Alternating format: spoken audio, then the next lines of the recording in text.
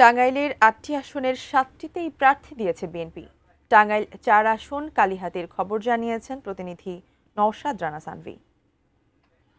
আমি এই মুহূর্তে দাঁড়িয়ে আছি টাঙ্গাইল জেলার কালিহাতী উপজেলার টাঙ্গাইল ৪ আসনে। টাঙ্গাইলে ৮টি আসনে ৭টি আসনে বিএনপি মনোনীত প্রার্থী দিয়েছে। এর মধ্যে টাঙ্গাইলের কালিহাতীতে লুৎফর রহমান মতিন তাকে মনোনয়ন দিয়েছে বিএনপি থেকে, এবং যারা আরও বিএনপির মনোনয়ন প্রত্যাশী ছিল ও তারা ৬ জন প্রার্থী তাকে সমর্থন জানিয়েছে এবং তাদের বাড়ি বাড়ি মতিন তিনি বাড়ি বাড়ি গিয়ে তাদের সাথে দেখা করছে এবং তাদের কাঁধে কাঁধ মিলিয়ে প্রচারণায় নেমেছে।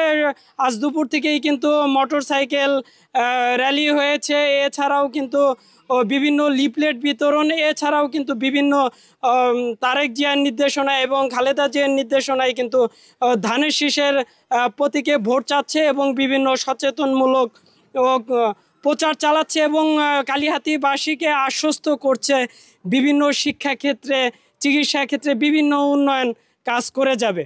টাঙ্গাইলের কালিহাতী সৈয়দপুর থেকে এই ছিল আমার কাছে সর্বশেষ।